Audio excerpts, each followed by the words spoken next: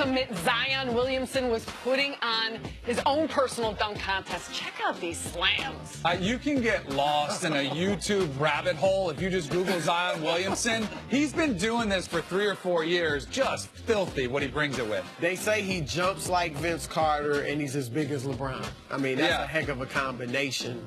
I want to know if he can shoot. Yeah, I never seen him shoot. I haven't either. All I see him do is dunk. Right. Oh, he is a big dude. I mean, that's through the legs, 360. Did he make that? He missed that one, right? No, it went through. He throws it down that hard. It's so quick and so hard, you can't even tell, man. Yeah. He's giving us highlights every week. Yeah, I can't wait to see him. Back to the NBA. The Warriors were back in action last night. Steph Curry went off for 44 points and dished out 10 dimes. Golden State shot 63% from the field and beat the Clippers 134 to 127. Chris, what do you expect from the Warriors for the rest of the season? I expect about the same. Whether they get the first seed or not, they're the prohibitive favorite in the Western Conference and really in the entire league. They're struggling with the challenge of making 4 straight finals. There have only been 4 teams in history that have done that. So that's one thing you have to credit LeBron James to go to 7 straight finals, working on 8. Mentally, it is tough. It fatigues you, and you hear Steve Kerr talk about it. But, I mean, you get tired maybe of your teammates because you're with them all the time. You get tired of the coach's voice. Not that you don't like them, and it's a huge problem, but it's just the mundane, the everyday and going through the same routine. And the regular season becomes meaningless. And that's one thing they're battling with. And where you see it mostly is on the defensive end.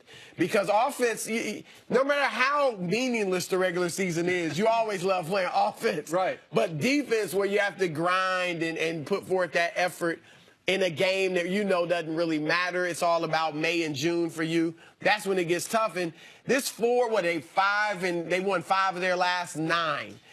Their defense is where they struggle. And last night it was the same thing. They let the Clippers shoot 50%. This is a middling L.A. Clippers team. They just put on a light show offensively, Golden State. That's how they ended up winning. But defensively, they left a lot to be desired. Yeah, I expect the same, too. And I think this is Steve Kerr's probably his toughest coaching challenge since he's been with Golden State because of that, how do I motivate these guys? And I think... I don't know if he gets frustrated because he still has one of the best gigs in the NBA, but I think he is trying to pull different strings. And then they had the season where they had the 73 wins, and they're trying to get 72. So that carrot was dangled out there. At other times, they've said, all right, let's see how many points Clay can get this quarter, or Steph, or whatever it is. But again, I totally agree with you. Coming as far as the offensive and defensive side of the ball, because everybody loves getting buckets, and it's fun to watch Steph drop 44. But it isn't fun to go on the other side of the floor. And coming into the All-Star break, they were second to last in defensive efficiency. But what's kind of odd about that is during their championships runs, they're always really good defensively, which you don't get any attention. Nobody ever analyzes it when they're getting 73 wins. You're not saying, oh, it's because of the defense, even though in large part it was because they were so balanced. So I think that's what Kerr is trying to do. He's trying to say, Let me let everybody coach this game. And I know he got criticized as a show up the other team, but no, he's trying to do whatever it takes to keep his team invested, involved, and excited about the game, which it goes back to your point about like having 2 months extra in the season to make those runs to the finals and get those championships. That is a lot of basketball. It's a lot of wear on you physically. Yep. It's a lot of wear on you emotionally, mentally, just getting up for those games. And I think you're seeing that. I think it's starting to take its toll, but it doesn't impact my view of them as favorites to win it. The interesting thing with them, and we won't know this until the playoffs, but if you look, I think they're going to have a tougher road than they've had in many of the previous seasons in the playoffs. And the 2 times they won the championship, 2015, they had an easy road. Memphis was banged up. The L.A. Clippers were banged up. Of course, Cleveland was banged up with Kyrie and Kevin Love missing the finals. They won that championship. 2017, last year, they go 16-1 through the playoffs. Portland was without Yusuf Nurkic. They wouldn't have beat them, but he could have made things a little bit tougher. San Antonio, of course, Kawhi Leonard goes out in the first game, and they're up big on Golden State. And then they go ahead and win it. The one year they had a challenge in the playoffs was 2016 when they were down 3-1 to OKC, and they didn't end up winning it.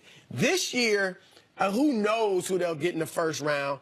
But if they get an OKC in the second round, I think they would beat OKC. But that would not only be a tough matchup physically, but emotionally with Kevin Durant and Russell Westbrook. I know they've kind of made up, and that was good to see at the All-Star game. But still, that emotion, Durant being in Oklahoma City for games, that would be a lot more emotionally and mentally fatiguing than you really want in the second round. And then, of course, if you get Houston in the conference finals.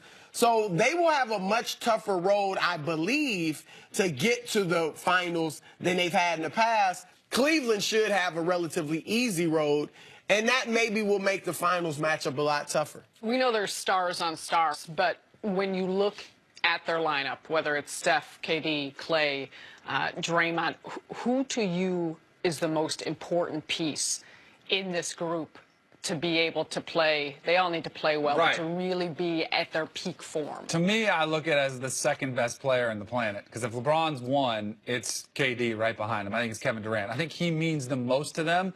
But really what makes them special is there are so many different components, so many things to make it go. And I think even Draymond is probably underrated as his value to the team. Very important. And especially when what we're talking about emotionally, like, hey, it's boring or whatever, he brings the emotion every night. And even if he's getting him tossed out of games or getting him texts, he still brings that. So there's value there. But as far as one player that I feel like means the most to them, I think it's Kevin Durant, because it's so tough to defend him.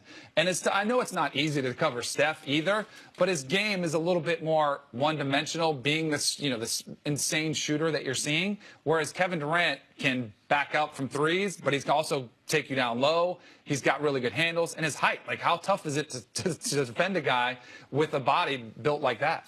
Yeah, I think Durant's clearly their best player. Offensively, he's great.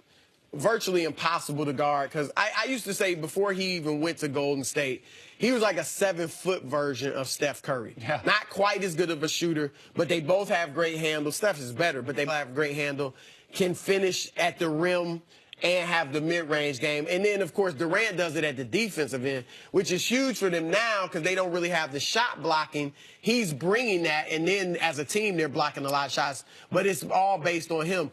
But all that said, I think Steph is the most important player, because I think the way he stretches the defense with his range, I mean, this was a bit of an aberration, him hitting that, I don't know, what was that, 44 feet or whatever it was he hit last night.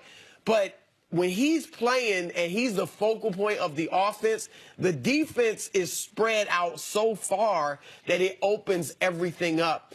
And then, of course, like I said, he's got the handle. He's a great passer. If you look at them, like when they went through that 4-4 stretch right before the All-Star break, Durant was averaging 27 points a game. He was lighting it up offensively. Steph was only averaging 22, and they were losing. When Steph in January was averaging about 30 points a game, that was their best run of the season. And Durant actually missed several games. He missed 3 games, the Clippers, Denver, and Houston, who are all very good teams. The Warriors beat them all by double digits, and Steph was the lightning rod, averaged 35 points a game in those games. So I think it's critical. He can't defer to Durant, and I don't think he does anymore, but he has to be hot and rolling and playing loosey-goosey, and that's when I think they're at their best. Don't you think, though, if Steph was out of the lineup, that Klay Thompson could fulfill a similar role, making defenses go out that far? No, I mean, because he doesn't have the handle. Right. He's a great, he can create off the dribble too, but not like Steph, nor is he the passer. So I think if they didn't have Durant, I think they could still win it. If they didn't have Steph, even though they didn't, I put them in the hunt, but I don't think they would. Without him. No, I still think they would. And they were close. I mean, they were. They were the best team, but things happen. All right, coming up, is Conor McGregor about to return to the octagon? That's next on First Things First.